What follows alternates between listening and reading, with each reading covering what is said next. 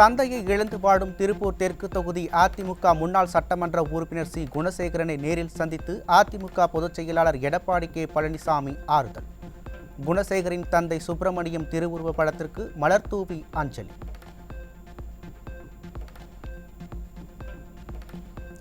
கோவை மாவட்டம் வேடப்பட்டி பகுதியில் பொதுமக்களை தாகத்தை தணிக்கும் வகையில் அதிமுக சார்பில் நீர்மோர் பந்தல் திறப்பு.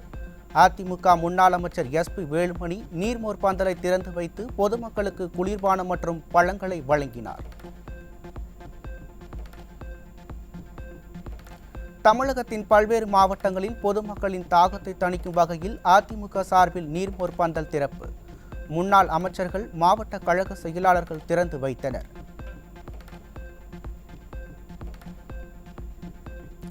நாடு முழுவதும் இன்று நீட் தேர்வு. 24 லட்சம் மாணவ மாணவிகள் நீட் தேர்வை எழுதுகின்றனர்.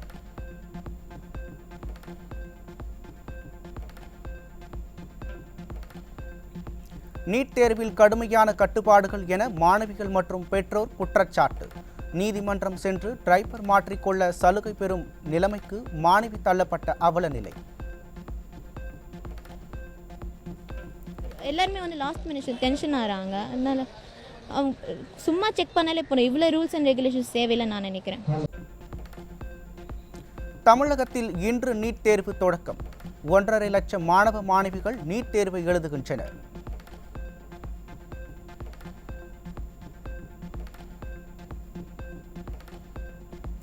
ஆட்சிக்கு வந்து 3 ஆண்டுகள் ஆகியும் நீட் தேர்வு ரத்து குறித்த ரகசியத்தை வாரிசு அமைச்சர் ஏன் கூறவில்லை? ஆட்சிக்கு வந்தால் நீட் தேர்வு ரத்து செய்யப்படும் என்ற போலி வாக்குறுதி அளித்து ஆட்சிக்கு வந்த விடியாதிமுகவுக்கு பொதுமக்கள் கேள்வி.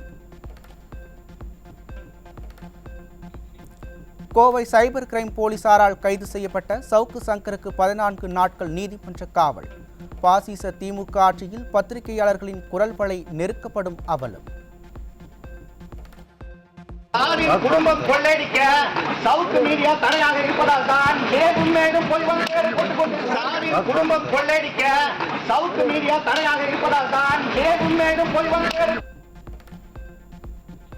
பெண்களை அவமானப்படுத்திய திமுகவினரை கண்டும் அஞ்சும் போலீசார் சவுக்கு சங்கர் மீது மட்டும் பாய்வதாக குற்றச்சாட்டு. பெண் காவல் ஆய்வாளரை கன்னத்தில் அறைந்த திமுக தலைமை நிர்வாகி ஸ்ரீதரன் மீது காவல்துறை நடவடிக்கை எடுக்காதது ஏன் என மக்கள் கேள்வி.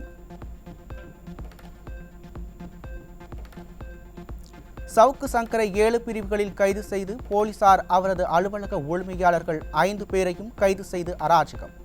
சவுக்கு சங்கர் மீது கஞ்சா வைத்திருந்ததாக வழக்கு பதிவு செய்துள்ள போலீசார் தொடர்ந்து அவரை அடுத்தடுத்த வழக்குகளில் கைது செய்ய திட்டம் என பகீர் தகவல்.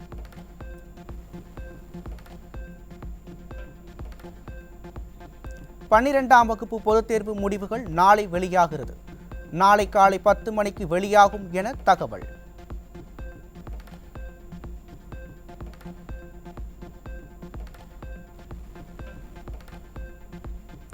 அரசு மற்றும் அரசு உதவி பெறும் பள்ளிகளுக்கு இணைய வசதிகளுக்கு ₹1 கூட செலவு செய்யாத விடியாதிமுக அரசு. அன்றாட தேவைக்கு இருக்கக்கூடிய தொகையில் இருந்து இணைய வசதி பயன்படுத்துமாறு வாய்மொழி உத்தரவிட்டதாக தகவல். அண்ணா பல்கலைக்கழகத்தின் கீழ் இயங்கும் பொறியியல் கல்லூரிகளில் வரும் 15ஆம் தேதி முதல் செமஸ்டர் தேர்வுகள் தொடங்குகிறது. தேர்வு அட்டவணையை வெளியிட்டது அண்ணா பல்கலைக்கழக தேர்வு கட்டுப்பாட்டுத்துறை. மூலிகைகள் மற்றும் மசாலா பொருட்களில் அனுமதிக்கப்பட்ட பூச்சிக்கொல்லியின் எச்சங்களை 10 மடங்காக உயர்த்தி அனுமதி வழங்கிய உணவு பாதுகாப்புத்துறை. மக்களின் உயிரை பற்றி கொஞ்சம் கூட அக்கறை இல்லாமல் செயல்படும் உணவு பாதுகாப்புத்துறையை உயிரை எடுக்கும் துறை என மாற்ற பொதுமக்கள் வலியுறுத்தல்.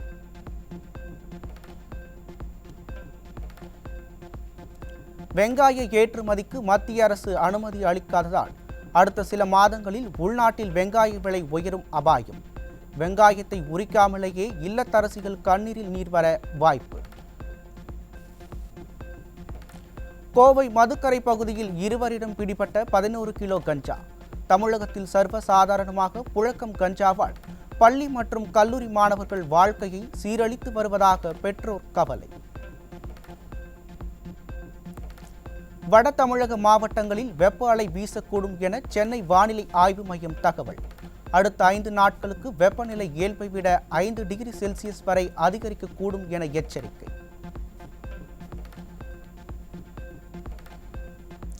நீலகிரி மாவட்டத்தில் வெயிலின் தாக்கம் அதிகரிப்பு. பாக்கு மட்டைகளை போட்டு தேயிலை செடிகளை பாதுகாத்து வரும் விவசாயிகள். நாகையில் சிபிசிஎல் நிறுவனத்தை கண்டித்து 4வது நாளாக விவசாயிகள் தொடர் உண்ணாவிரத போராட்டம். விரிவாக்க பணிகளுக்காக கையகப்படுத்தப்பட்ட நிலத்திற்கு உரிய நிவாரணத் தொகை வழங்காததை கண்டித்து முழக்கம். அதிமுக ஆட்சியில் சென்னை மேம்பாலத்தின் கீழ் அழகுபடுத்தப்படும் நோக்கத்தோடு வைக்கப்பட்ட செடிகள் காய்ந்து கருகும் அவலம். விடியா திமுக அரசு முறையாக பராமரிக்கவில்லை என பொதுமக்கள் குற்றச்சாட்டு. நட்சத்திரம் தொடங்கிய முதல் நாளே தமிழ்நாட்டின் பல்வேறு மாவட்டங்களில் திடீரென பெய்த மழை. கோடை வெயிலின் தாக்கம் குறைந்ததால் பொதுமக்கள் நிம்மதி.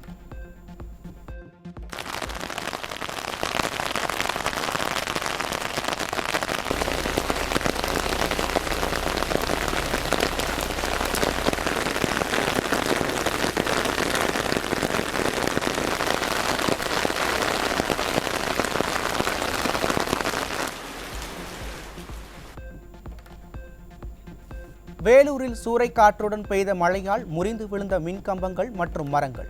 பல்வேறு பகுதிகளில் மின்சாரம் தடைப்பட்டதால் மக்கள் அவதி. தஞ்சையில் விண்ணை முட்டும் அளவிற்கு வீசிய சூறைக்காற்று. 15 நிமிடத்திற்கு மேலாக சுழன்றடித்த சூறைக்காற்றின் வீடியோ காட்சிகள் வைரல்.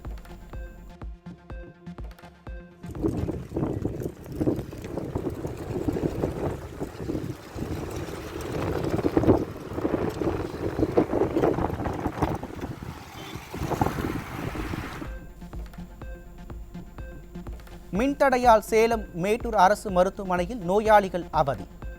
ஜெனரேட்டரும் பழுதாகி இருந்ததால் செல்போன் லைட் வெளிச்சத்தில் நோயாளிகளுக்கு சிகிச்சை அளித்து அவலம்.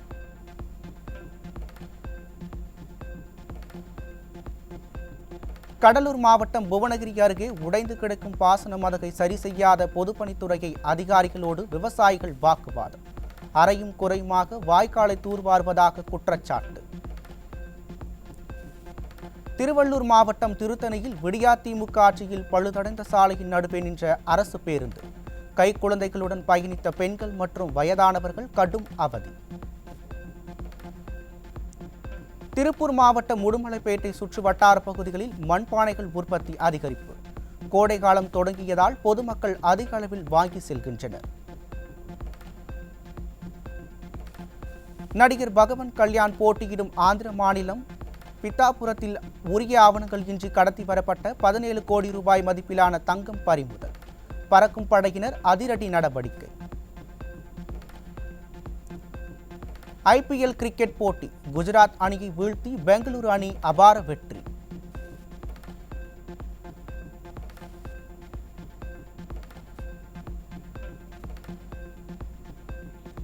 ஐபிஎல் தொடரில் இன்று பஞ்சாப் சென்னை அணிகள் மோதல்.